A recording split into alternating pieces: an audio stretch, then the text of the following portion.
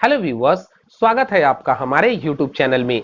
आज की इस वीडियो में मैं बात करने वाला हूं कि क्या आयुर्वेदिक मेडिसिन की साइड इफेक्ट होती है कि नहीं, क्योंकि काफी लोगों के मन में ये भ्रांतियां हैं कि आयुर्वेदिक मेडिसिन की कोई साइड इफेक्ट नहीं होती है। इसके पीछे क्या सच्चाई है, इस वीडियो में कंप्लीट जानकारी देने वाला हूं। तो इस टॉपिक पे पूरी इंफॉर्मेशन पाने के लिए आपसे रिक्वेस्ट है कि इस वीडियो को बिना स्किप किए हुए अंत तक जरूर देखें।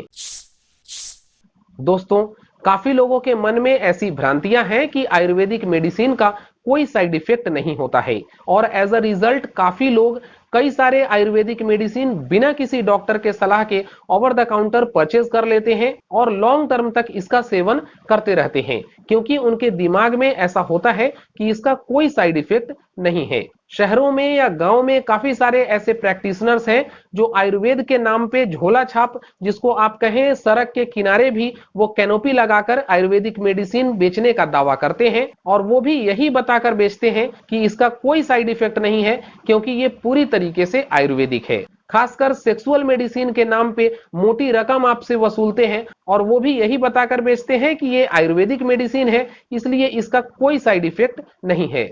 आयुर्वेदिक मेडिसिन के बारे में ऐसा सिर्फ इसलिए बोला जाता है क्योंकि ज्यादातर आयुर्वेदिक मेडिसिन नेचुरल हर्ब होती है और उसका हमारे शरीर में डाइजेशन भी नेचुरल तरीके से होता है। लेकिन अब जरा इसी बात को ध्यान से देखें तो मैं एक एग्जाम्पल के जरिए आपसे पूछना चाहूंगा कि मान लीजिए अगर किसी व्यक्ति की डाइट 4 रोटी खाने की है, लेकिन अगर उसे किसी दिन 6 रोटी दे दी जाए, उसे 7वीं रोटी भी खिला दी जाए या फिर बिना भूख के उसे 8वीं रोटी भी खिला दी जाए, तो उसके ऊपर इसका क्या इफेक्ट होगा। और ऐसा पूछने पे एक लेमन भी बता सकता है कि उस इंसान का पेट खराब हो सकता है, उस इंसान को वोमिटिंग हो सकती है, उसकी डाइजेशन प्रॉब्लम हो सकती है। और अगर उस इंसान को वोमिटिंग हुई, उसकी डाइजेशन इशू हुई, तो ये क्या हुआ? ये साइड इफेक्ट नहीं है तो क्या है? तो इसमें एक बात निकल के आती है लिमिटेशंस, यानी कि उस व्यक्ति की डाइट 4 रोटी की थी और उसको हमने 7 या 8 रोटी खिला दिया, इसकी वजह से उस पे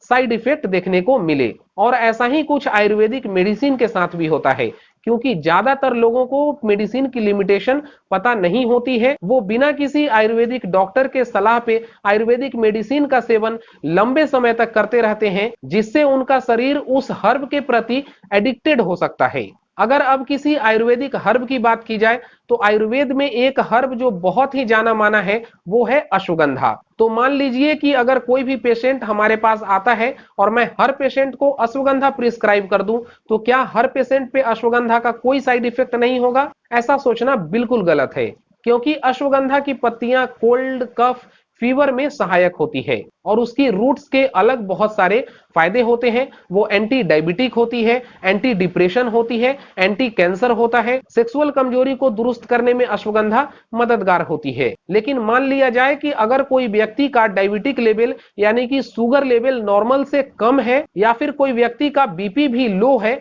तो उसको अगर अश्वगंधा दिया जाए तो उसकी शुगर लेवल और ज्यादा कम हो सकती है और उसका बीपी और अधिक डाउन हो सकता है। तो अश्वगंधा का बाकी जिन पेशेंट्स पे काफी अच्छे रिजल्ट मिल रहे थे, अगर ऐसे पेशेंट को अश्वगंधा का सेवन कराया जाए तो उनपे इसका साइड इफेक्ट देखने को मिल सकता है। अब एक दूसरी एग्जांपल लेते हैं कि इस कोरोना काल में काढ़ा तो हर घर में बनता ही था और घर में अगर 5 मेंबर हैं और पांचों ने काढ़ा पिया तो उनके शरीर की इम्यूनिटी बूस्ट हो रही है। लेकिन मान लीजिए कि कोरोना की डर से कई सारे घर ऐसे भी थे जिनके घर में काढ़ा 2 बार 3 बार चाय या कॉफी की तरह बन रही थी। तो जिनका शरीर स्ट्रांग है, जिनकी डाइजेशन लेवल अच्छी है, वो तो इस काढ़ा को भी डाइजेस्ट कर सकते हैं। लेकिन उसमें से एक दो ऐसे लोग भी हो सकते हैं जिनके शरीर में मसाला का लेवल बढ़ने की वजह से उनमें डाइजेशन लेवल कमजोर हो सकता है और उस इंसान में काढ़ा की वजह से गैस्ट्रिक की प्रॉब्लम हो सकती है,